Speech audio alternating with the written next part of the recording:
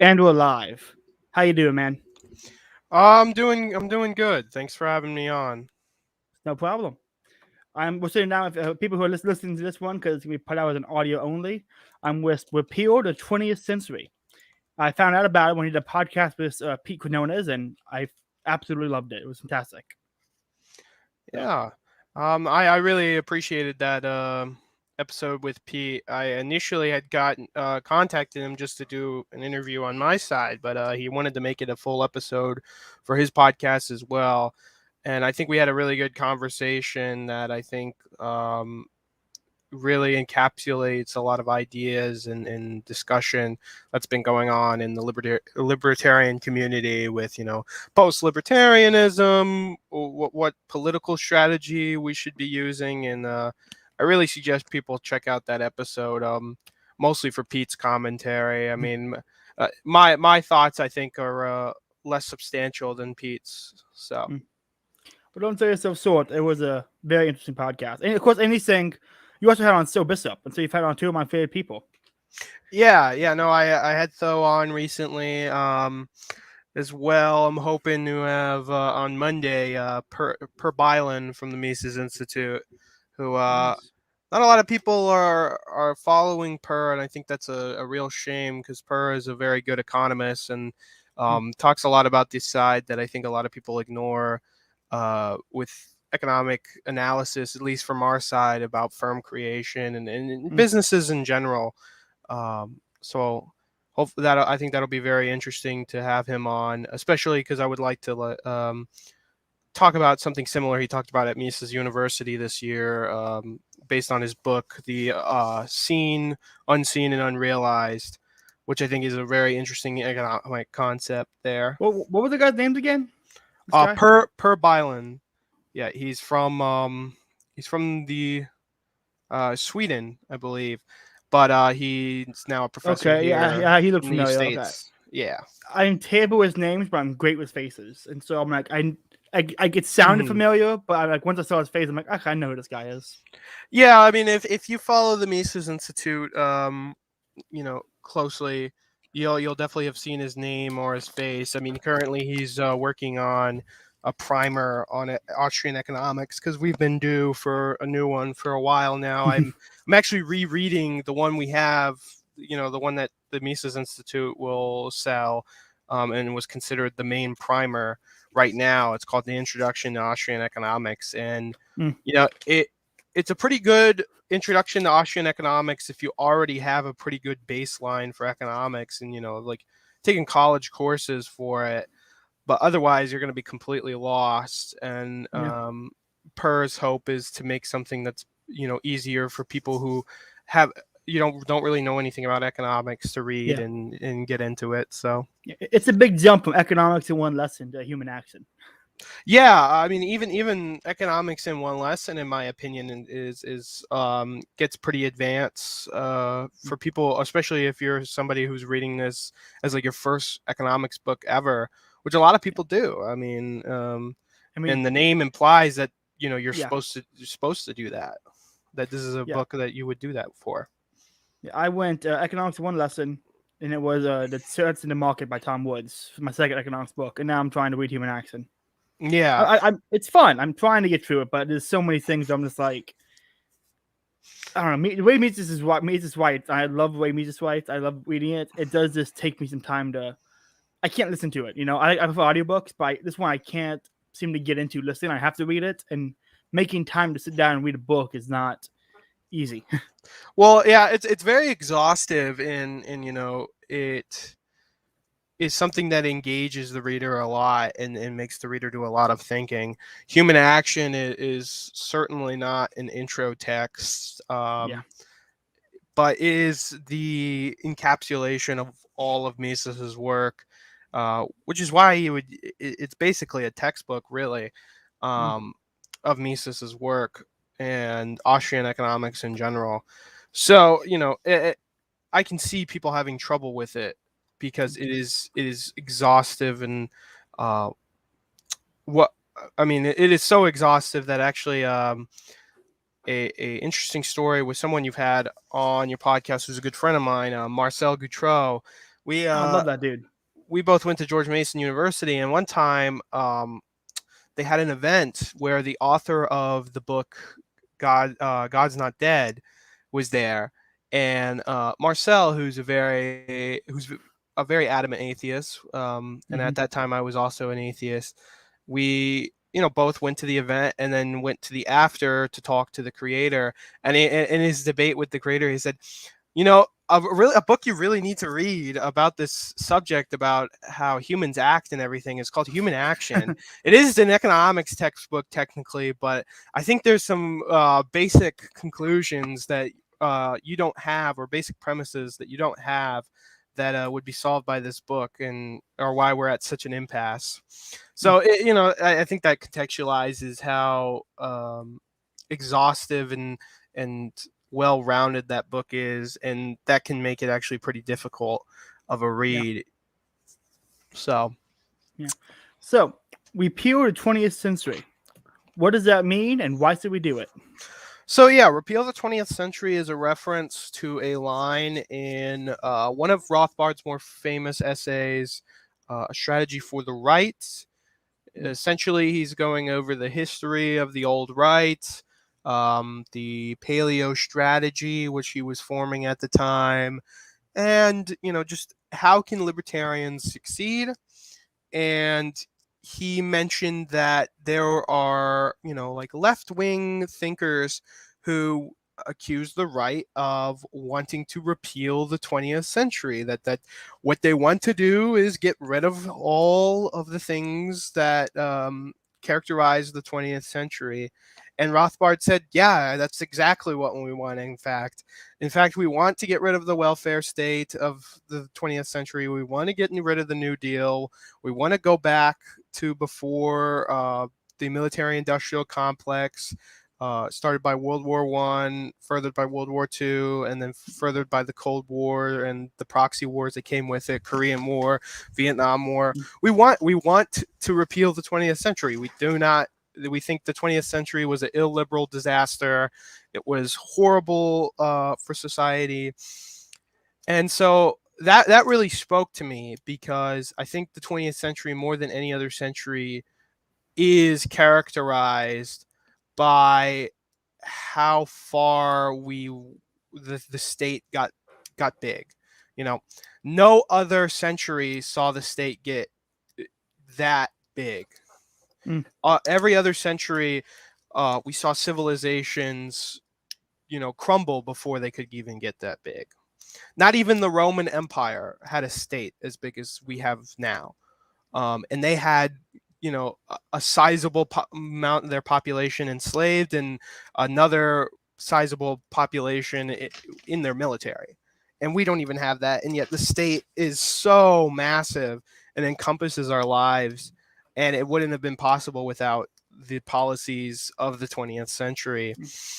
So what I'm hearing in this repeal the 20th century is you want to go back to slavery and get rid of all technology. Is that correct? Of course, that's exactly what we want. But and people say this all the time. It's like, if you say that you want to go back to something, they immediately think that you want to go back to literally every component of it. And it's like, no, I don't want to go back to the technological period of the pre-20th century. And I socially don't want to go there for numerous reasons. But in the terms of policy and the way our economy has developed and the size of the state, 100% sure I want to go back to there. I would go even farther. I want to go even further than that, because I think the late 19th century was also characterized by a lot of the same state expansion that the 20th century is defined by. But it's really what the 20th century embodies when people say that, is that they think that because there was technological progress, because there was some social progress, that automatically makes the 20th century great, and that everything else that happened amazing in it, which is not true at all. In fact, most of these things happened in spite of what characterized most of the 20th century, in spite of the state's expansion, in spite of the policies that were created. What I think a really good example is usually when you say the private sector creates more innovation in technology than the public sector, they'll come at you with computers, because computers were originally a government project. Well, let's look at computers in the mid 20th century versus computers now, or even just computers as soon as they went to the private sector and the private sector were allowed to develop and commercialize them. They used to fill up an entire room, and not a small room, like a massive room. They were limited to basically doing these rough war game simulations for the military. The simulations were often wrong, produced horrible results, and wasted tons of power. And this was after computers were taken in as a government project, after some university student created a computer. And then the government said, oh, that's interesting. Let's capitalize and patent this and make it so only the US government can develop this technology, because we don't want the communists to get their hands on it. And then look at when the private sector got a hold of it. We got personalized computers that can fit in on a desk, not much less than take up a whole room. We got the internet out of that.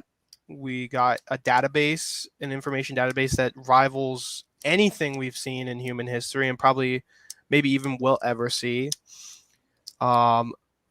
We're able to do complex simulations with these computers, create entire programs and protocols that revolutionize and create other technology.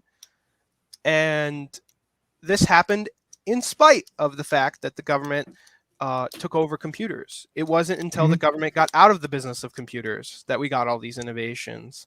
And if you look at the computers that most government agencies use today, they're still using a lot of older computers. They're still a lot of government departments are still on computers from the early 2000s, which are completely outdated and can't do many of the things that me or you can do with a personalized computer. That I can't do shit with my computer.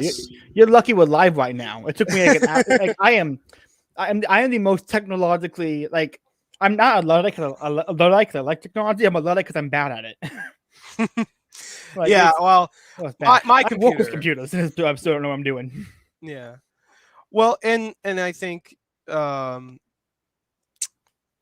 of lost my train of thought, but I think really what we see is that any innovation that comes from the government is always happen chance, and is usually inferior to whenever the private sector gets its hand on, and stagnates. I mean, the innovations that happened as soon as the private sector outweighed all the innovation of the entire lifespan of the computer. I mean, personalized computers didn't come around until I think the late 70s. And look how far they progressed in just a few decades versus the few decades the government had a hold of it, where it was basically the same and very, very little innovation in there. And I think that characterizes all of the technological innovation throughout the 20th century. It's usually, if the government can even do an innovation, it's very crude, and then that technology stagnates until they let people who have better incentives and more incentives to innovate take a hold of it. And so I think giving the technological progress or even the social progress to the 20th century is a mistake, because all the benefits of the 20th century are heavily outweighed by their negatives, and their benefits did not come because of what characterized the 20th century, but in spite of it. You mentioned earlier you were an atheist, and now you're not. What are you currently? So I'm currently converting to be an Eastern Orthodox Christian. Hell yeah, I'm Yes. Catholic. This was the Catholic Libertarian podcast. Yes. I currently a catechumen at the moment, so I typically avoid any theological discussions just I'm not. because. Yeah, Oh sure, I don't. yeah, no, I'm not. No, I am not smart. I can read it, but I'm not smart enough to articulate any of it. yeah, and Yeah. well, I am technically, and a lot of people don't know this because a lot of Orthodox catechumens do not follow this rule, and they should be. But we are actually not supposed to get into theological debates. We're not supposed to argue or try to teach people about theology because we're learners ourselves. So if you ever see, an Orthodox catechumen saying something you don't like on the internet, Just tag a priest. just tag his priest because he's not doing his thing. And I have my problems with Ortho Bro Twitter, and it's not because they say anything particularly I disagree with. It's that a lot of them are in spite of what their priests want. And Dude, I've had some run-ins with also bros on YouTube. Yeah. Do you know who Jay Dryer is? Yeah, I'm aware of Jay Dyer. Yeah. In fact, he did a debate with Trent Horn, my favorite apologist, and it was so hard to watch because Jay is so he's smug.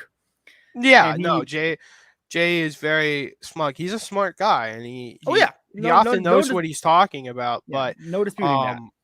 My problem was like he would ask a question that wasn't super clear, and whenever Trent tried to answer the question, he cut him off, be like, "No, that's not what I'm asking," and a very demeaning tone. And it's like, okay, after 2 times doing that, maybe rephrase your question. Yeah. It's like, yeah. Jay is one of those people who's just, I think, very overeager about orthodoxy, and I think sometimes it can give a bad reputation to people who are outside of orthodoxy. Yeah. But that's like most. I have nothing against him. Yeah, most Orthodox people I watch, I am a fan of and I enjoy. He was the first time I ever seen an Orthodox guy where I actually was like, okay, I don't, and it's nothing against the Orthodox people. It's that his fan base is like, they're like Ben Shapiro, they're like Candace Owens and Ben Shapiro fans. Yeah, he has a very fervent fan base who will defend him to death. And I mean, I was in argument with this guy because I pointed out that Zay was kind of being rude to Trent, and the guy's argument against me was one, and I provided an example, and he responded with saying, "Well, that's a bad example, and here's why," and I tried to debunk my example. And then the second paragraph said, "You provided no example," and it's like, okay, you can't debunk my example in the first paragraph and then claim I didn't give you one in the second. Yeah, that's kind of counterproductive, there, buddy. Yeah, and that's an unfortunate reality, I think, in theological circles in general. Yeah. I don't think it's unique to Orthodoxy, but I certainly think Orthodoxy has, at least online Orthodoxy, has earned that reputation, unfortunately. I guess and Catholics online, it's weird. Orthodox bros I see are more focused on theology, while the Catholic bros are more like politics, Michael Knows types. Yeah, I think that's pretty accurate, and I think that comes from a lot of like just their theological positions. But yeah, that's something I have also noticed. What was it? Yeah, for me, I converted this year. I was a catechumen in January, and I converted in April. Oh, interesting. Yeah, I'm actually starting my catechumen classes tomorrow. So nice. Well, congrats, man. I loved my Catholic RCI classes, man. I loved them, and I had a great teacher, Miss Evelyn. Beautiful lady, just super nice, super sweet. If I missed mass one time, she'll text me and be like, "Where were you at, Caleb? You're supposed to be at mass on Sunday." Yeah, it's nice. It's nice to have that kind of. Yeah, I also have a priest who very much keeps me in check and also is there for me, which is very important. And it's something I do share with other people. Is a lot of people will say God is your first and last resort, and that's very true. But I also think your priest is your second to last resort. Absolutely. Yeah, my priest is Father Eugene. He is from Poland, Oh, and that's very interesting. he's great. During the lockdowns, I'm putting quotation marks around my hands right now. If you can't, people who are listening, the church, my diocese said, "Hey guys, you're not allowed to go to hospitals or retirement homes to visit patients," and he did anyway. Mm. He wasn't gonna listen. He just did it anyway, and I have respect for that. Anyone who's Yeah. gonna stake the COVID lockdowns and just do what he thinks is to be done.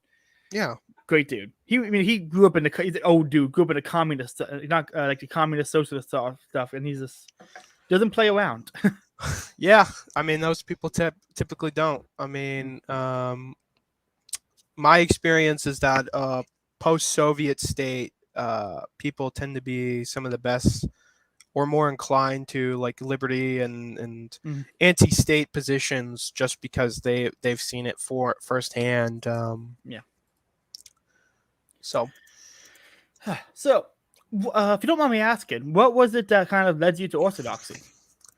yeah, it was numerous things. I just and the first time I went into an Orthodox church, I immediately felt a connection, and that was thanks to a friend of mine. And so, from there, I just my ex, who I was in a relationship with, was also converting, so she can encourage me to convert too, and even help me find the church I found.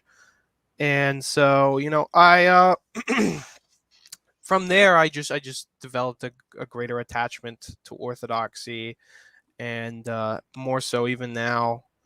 And I agree with much of the church's doctrine. I agree uh, with the traditions, and really connect to the community as well. Nice, man. That's awesome. Yeah, my community here is I'm the youngest person in the church. There's like a couple that's like in their 30s, and then there's grandkids, and then there's the old people who are 80. And that's my papa. I have a lady in my church who is 95 years old, and she still drives to church every Sunday. It blows my That's mind. Hey, you gotta go. You gotta You gotta go. go. Yeah, it's great. It's weird having a church of old people, and I mean old people because they don't listen to this, thankfully. Hmm. It's a very I got lucky. So what got me into Catholicism was Thomas Aquinas, and Hmm. then I found a church in Bartow called St. Thomas Aquinas's Catholic St. Thomas's Church. So it was a church named after St. Thomas Aquinas. And so it's like the guy who got me into Catholicism, it's church named after him, and my patron saint. And so it's like all three kind of lined up perfectly in my area. So it's like, yes, it was kind of like, okay, well, if it all lines up, it's got to be something you used to do, Hmm. Yeah, no, that's great. Yeah, I actually like Thomas Aquinas a lot. Even though obviously I disagree with his theology. Um, I think Thomas Aquinas has a lot of good philosophical ideas, Oh, yeah. and he was certainly a ideological inspiration for Rothbard and many libertarians and libertarian thought in Oh, general. yeah. So, Like, there's so much you can get out of Aquinas. I mean, even if there's so much you can, who was it? Bertrand Russell, the late 20th century, 20th century? Late 1900s philosopher. But when he read Aquinas, he said he found Aquinas's objections to his own opinions were stronger than the objections he could give. yeah. And that was an incredible line from that guy who was a really smart, like, in my opinion, the last really good atheist. Yeah. Because modern atheists is so. Besides cosmic skeptic Alex O'Connor, most modern atheists are just cringe. Yeah, I would agree with that as somebody who was one and had a lot of experience with them. I think a lot of modern atheists are people who are more wrapped up in like left-wing ideology, and so just take on atheism because of that. Then Look at Sam Harris as a perfect example. actual like objections to God, the existence of God, and then theological doctrine. Because at its heart, Christianity is fundamentally in incompatible with left-wing ideology. As much as left-wingers, as usually atheists, try to paint the Bible and Jesus as saying you have to be left-wing. Actually, you actually have to support our left-wing policies. They couldn't be more wrong. It's like my favorite thing ever was like leftists would literally say Jesus wasn't real, plus he was black. Yeah, exactly. It's like pick one, please. I'm not engaging with it. Like I'm a very heavy blocker on Twitter, and I insta block libertarian atheists because there's nothing more cringe. Yeah, there's nothing more cringe than hearing God is a authoritarian, also a spaghetti monster. I don't want to gaze. It's not worth it. Yeah, I mean, I am also a pretty proactive blocker. The person who convinced me of that again is our mutual Marcel, who is also a very proactive blocker. But Marcel is somebody who is an atheist and a libertarian. He gets a pass. I've had him on the podcast, so he gets a pass. Yeah. I mean, he also will engage, I think, far better than others.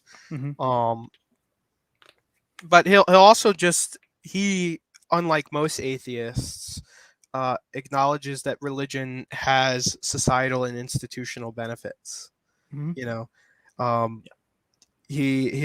I've heard him say before that he wants to be the only non-Catholic in a Catholic society, and as someone, I also had that opinion as an atheist for a while, and then I just came to realize that religion is so good, I should just actually do it. So it's like, I got to answer a lot. What if it was just so good? I might as well actually instead of lop it, do it. It's like yeah, exactly. I like that.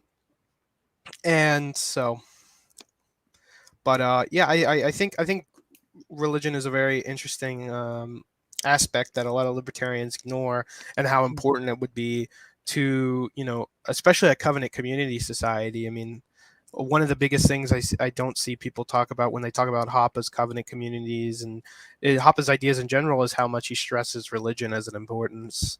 And there are atheist Hoppians who will usually ignore these things, and just say, well, this is the one place I disagree with Hoppe or something like that, which is fine. It's fine to disagree with Hoppe. In fact, you should not 100% agree with Hoppe. You should not 100% agree with Rothbard or Mises, because they are not perfect. And the fact that actually that Rothbard exists proves that Mises wasn't perfect. And the fact that Hoppe exists proves that Rothbard wasn't perfect.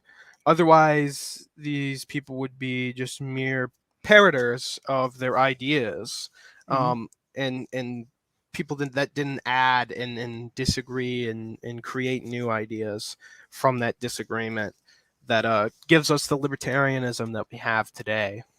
Yeah. What was I going to ask you about? Ethics of Money Production by what's his name again? Georg Guido Holzmann, or Huysman, I believe is how you pronounce it. I'm gonna one more time. What's the first name? Jorg. Jorg. Just gonna call him Jorg from here on out because I'm not even gonna try to pronounce the rest of that.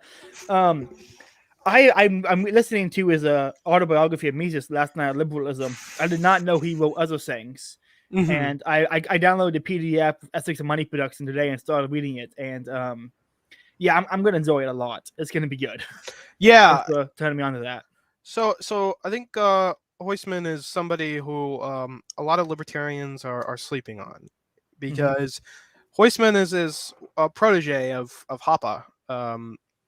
Kind of how the dynasty kind of goes with Austrian economics. You had Menger and then Bombark, and from Bombark you had Mises, and at least the Mises Institute line. There's other Austrians that exist, but my opinion is that the ones in the Mises Institute line were the most important and the most relevant to today. But then from Mises, you have Rothbard, and then Rothbard spawned two students. A lot of people don't realize this. It's not just Hoppe. Joseph Salerno at the Mises Institute, who is always in charge of the Mises University. He's in charge of the graduate program and the graduate fellowship. Mm-hmm. He is really, I would say, the protege of Rothbard's economic theories. He focuses solely on the economic ideas of Rothbard mostly. He'll talk about other ones, but I think, the majority of his scholarship is on that. And then he has his protege in Patrick Newman, who just wrote Cronyism. He will be coming on the podcast to talk about that book soon. Yeah, I am also trying to get him on mine because I'd also like to talk about cronyism, because I was at Mises U when he gave his lecture that went over a lot of the things that the book was gonna talk about. Yeah, I'm trying to read it now, but I'm at a job now. I have 21 more days there, and I'm done. And the last 21 days, they want me to work every day, every weekend, and they want me to work 6 to 6. And it's like, no, I need Saturdays. I need at least Saturdays off. Yeah, of course. Yeah, I can't imagine that.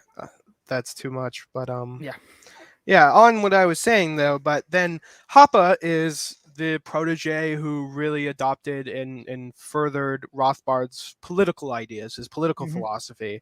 And you can see that in a lot of his scholarship. He has economic scholarship, of course, so he has quite a few economics books.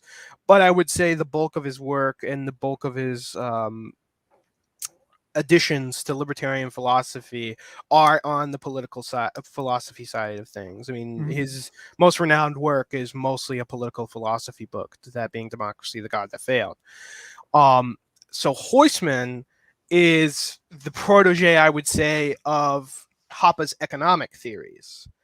He extends a lot of Hoppe's talk about time preference and various other economic ideas in his scholarship, and is exploring them and developing them more. While I think Stephen Kinsella, who you had on your podcast, I would say he's more on the political philosophy side of being Hoppe's protege. So there's that kind of split. Split in the scholarship from Rothbard in who is developing what, and I think that actually works to libertarianism's advantage, because specialization is important. So with Huysman in Ethics of Money Production, I find Ethics of Money Production one of the must reads for libertarians. I think it's slept on a lot, and I think if you weren't convinced or needed more evidence of a lot of things that Hoppe said in Democracy, the God That Failed, about time preference, about covenant communities, and how the state and its use of financial institutions creates degeneracy and higher time preferences, Ethics of Money Production will firmly put you in that camp. The main takeaway, I would say, from Ethics of Money Production is that the real reason that we see so much degeneracy in our society is actually because we have artificially low interest rates. Now, a lot of people will probably scratch their heads at the first, thought, bringing up of that idea. I sure did. How does interest rates make people, degenerates? Well, I would say first, your definition of degeneracy needs to include time preference. If you have a definition of degeneracy that does not include higher time preference, your definition is pointless and useless, and not really can be defined by anything else but the Word of God. And unfortunately, not everyone is convinced by that.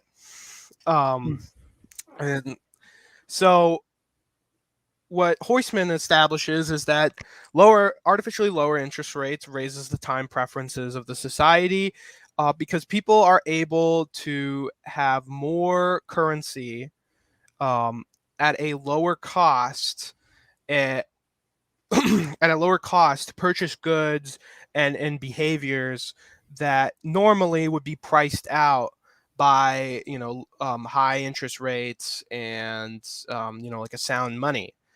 But because of these low interest rates, people can take out loans with low interest, and they can buy houses easier, they can buy cars easier, And this encourages a mindset of buy now, buy now, buy now, worry about it later, which, as we know, causes many problems, including inflation, increased debts.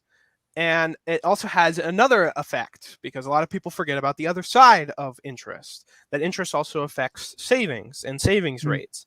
And when you have a low interest rate, people are less inclined to save because there's less of a return or perceived benefit of saving. And so we see people saving less and less and consuming more and more. And then they're out of luck when, they need those hypothetical savings, which they do not have. And so they're again inclined to higher time preferences instead of low time preferences. Yeah. And so that's why I consider it a must read, because Scott Horton of antiwar.com has a really great line that the way libertarians should go about convincing other people and getting them to help enact our goals is attack the right from the right, attack the left from the left. And I think ethics of money production is attacking the right from the right and saying, hey, here is why you need to stop supporting the Federal Reserve.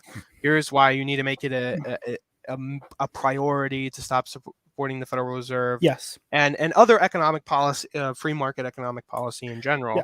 Yeah. I unknowingly, I haven't read the book, but I looked through some of it today. I have made similar arguments when I talk to my Catholic friends or Catholics online or traditional conservatives. I was doing it today. Do you know who Brian Holdsworth is? This name sounds vaguely familiar. He's a big Catholic YouTube streamer. Like he has like the brown hair, very curly. He has like 86,000 subscribers on YouTube. And he put out videos today saying progressives are destroying public schools.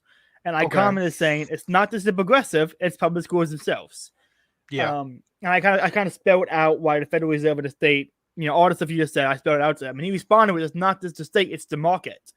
And then what I responded was, no, the market is to blame too, but the market is not fault directly. The market is a mechanism controlled by the state and corporate. And I explained the cronyism to him in the second paragraph, and he liked my response. Yeah. And well, he's open to it, so he's got to find the right people and really get them to understand.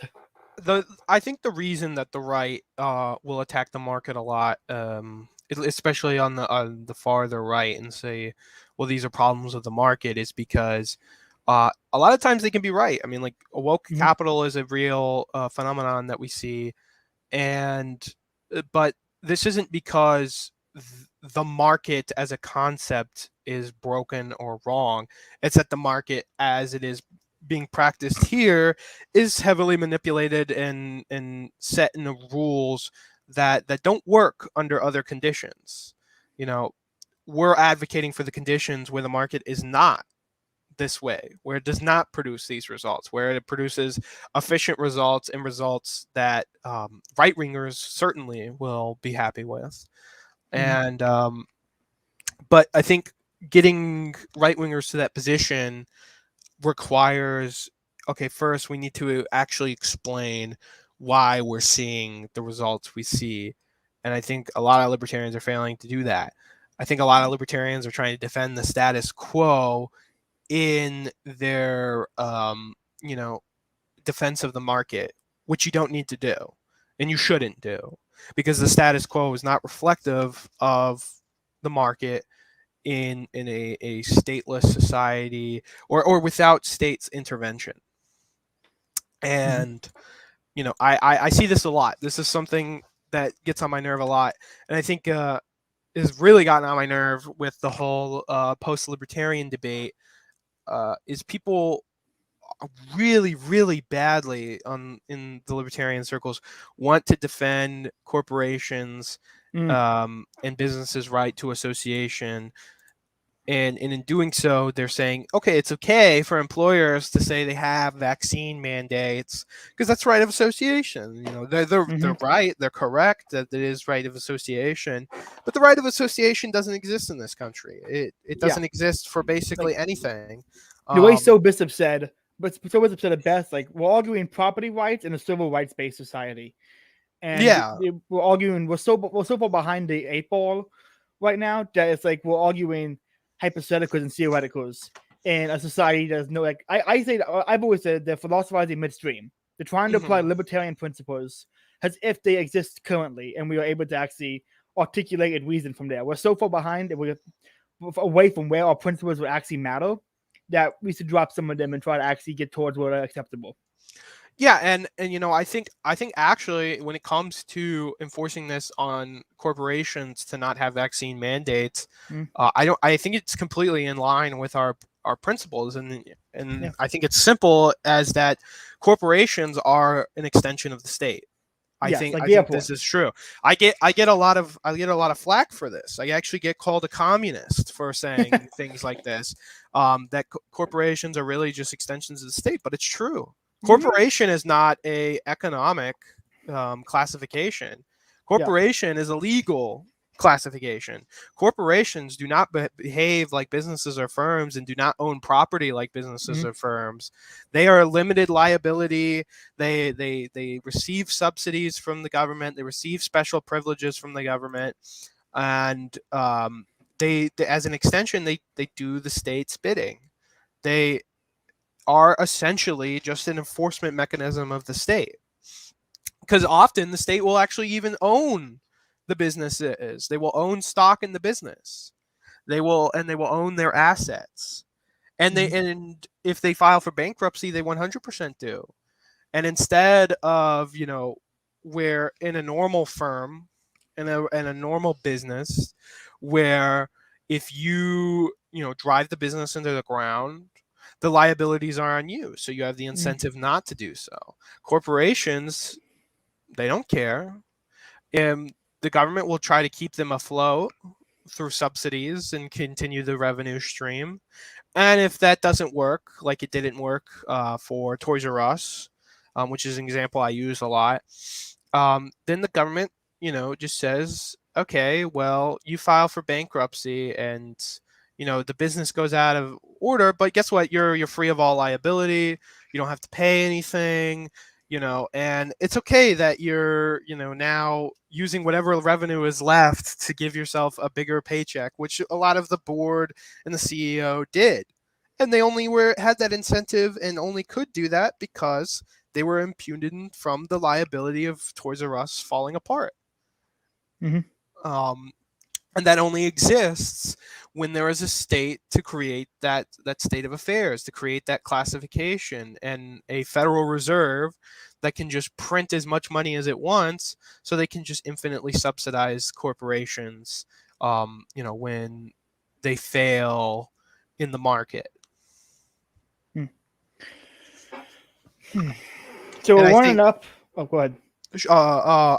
just one last thing on that was that so I think to impose a ban on them firing employees on vaccine mandates is not inconsistent with our principles, No. nor is it very helpful to fight against it, to fight for that business's right to a state mandate. I think something else too is often there are times where I actually disagree with post libertarians, and that actually, hey, this is a inconsistent with our principles, and I think can lead to a bad road. But I usually keep quiet about those kind of things, because when they want to use the state against enemies, I'm not going to complain. Yeah. I'm going to complain that the state exists, of course, but I can't. I'm not going to fight for someone who wouldn't fight for me. And Yeah. I think I apply that to corporations as well. I agree. I agree. Well, we're up on 45 minutes here. All right. Um, let's give some plugs. I have a few more questions. Let's give some plugs, and I have like one more question for you before we Sure. I'll pass give out. a few clubs. You can check out my YouTube channel, Repeal the 20th Century.